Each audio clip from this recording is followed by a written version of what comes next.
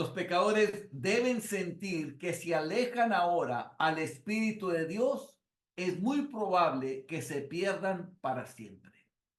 O sea, acuérdense, el Espíritu de Dios es el que está obrando. Cuando tú estás hablando la palabra, el Espíritu de Dios acompaña las palabras que tú le dices, lo acompaña y le está poniendo en su corazón, en su conciencia, que tienen que arrepentirse. La obligación se la está poniendo adentro.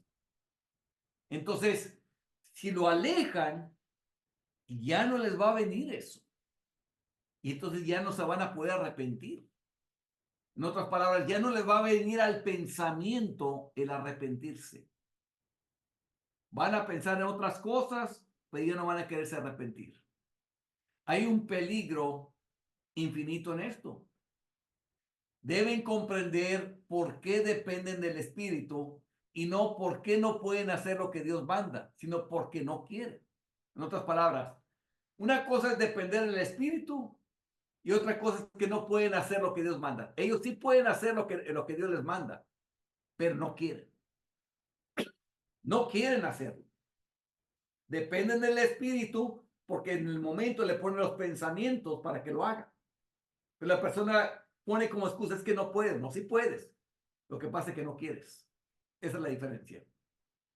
Pero son tan reacios, yo diría tercos y renuentes, que es tan seguro que no se arrepentirán sin el Espíritu Santo como si estuvieran en el infierno o como si fueran incapaces en realidad.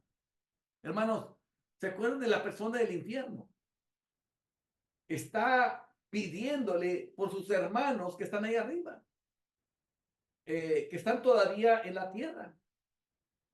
Pero en vez de, oye, antes de hablar contigo, Abraham, pues yo quiero arrepentirme, o sea, yo pido perdón por lo que hice.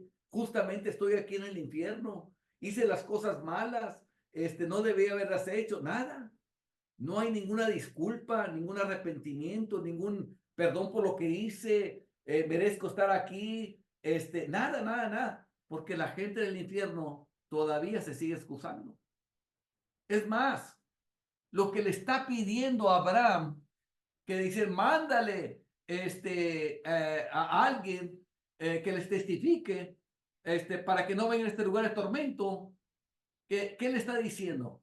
Básicamente es una acusación contra Dios.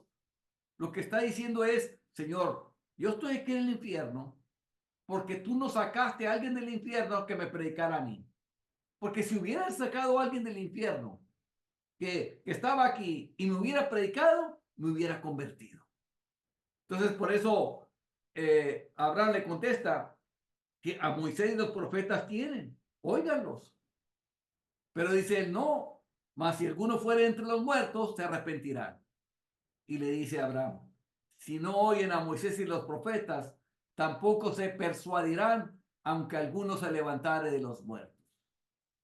Y vean qué gran verdad es esa, porque Jesús se levantó de los muertos y nos lo dijo, y todavía la gente no se persuade. Era cierto. Pero es una excusa eso. Es una acusación flagrante contra Dios, que Dios es el culpable, que ese hombre estuviera en el infierno, porque no resucitó a alguien de los muertos para que le predicara.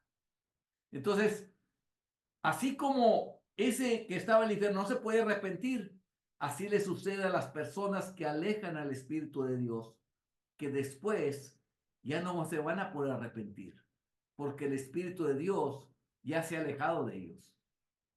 Son tan opuestos y renuentes que nunca se arrepentirán en el mundo a menos que Dios envíe su Espíritu Santo sobre ellos. Y así es, hermano. El Espíritu Santo nos lleva a buscar a Dios, nos lleva a arrepentirnos. Y luego el acto mismo de arrepentimiento es de nosotros. Nosotros hacemos el compromiso con Dios, abandonamos el pecado, nos rendimos para vivir para Él y para actuar para Él. Eso es lo que sí nosotros hacemos. Pero la motivación, los pensamientos vienen a nuestra mente por el Espíritu Santo de Dios. Muéstrales también que un pecador bajo el Evangelio que escucha la verdad predicada, si se convierte, generalmente se convierte joven. Y esto es muy común, hermanos. ¿Por qué? Porque no están tan maleados, hermanos. No están tan mañosos, hermanos. No son tan escépticos, hermanos. Sino que son como, todavía tienen como la fe de un niño, que todo lo creen. Y es más fácil que se conviertan. Y entre más grandes son, entre más viejos son, más difícil es que crean, hermanos. Y si no se convierte mientras es joven, comúnmente es abandonado por Dios. Eh, donde se predica la verdad, los pecadores son o endurecidos por el evangelio o convertidos. O sea, o se endurecen por el evangelio o se convierten al evangelio. Pero cuando pasa el tiempo, es más difícil que se conviertan. Sé que algunos pecadores viejos son convertidos. Y yo los he visto, hermanos. Sí, he visto a personas que se convierten ya viejos, pero son más bien excepciones y de ninguna manera comunes.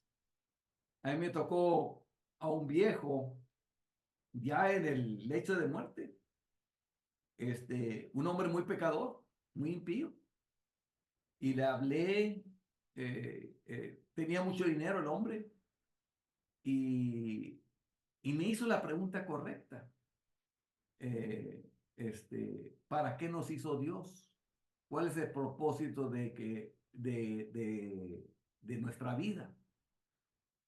Y ya se la compartí y le dije, y que fuimos hechos para la alabanza de la gloria de su gracia, para vivir para Él, para proclamar las virtudes de aquel que nos llamó de las tinieblas a la luz admirable.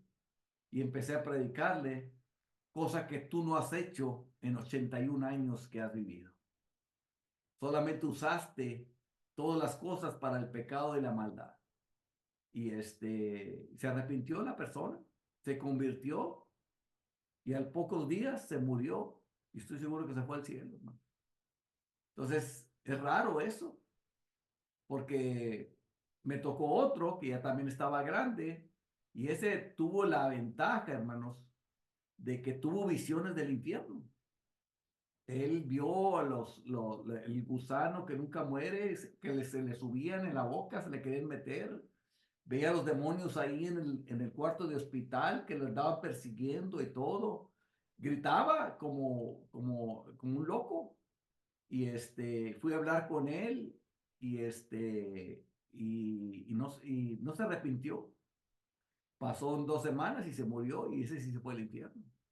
Es difícil que se arrepienta la gente que son viejos. No que no pueda ocurrir, pero es más difícil. Porque ya están muy baleados, son muy mañosos y crean en muchas cosas. Son muy escépticos. Ahora deseo, en segundo lugar, hacer algunas observaciones sobre la manera de predicar. O sea, ¿cuál es la manera que uno debe de predicar? Debe ser conversacional, o sea, platicando, como si estuvieras platicando.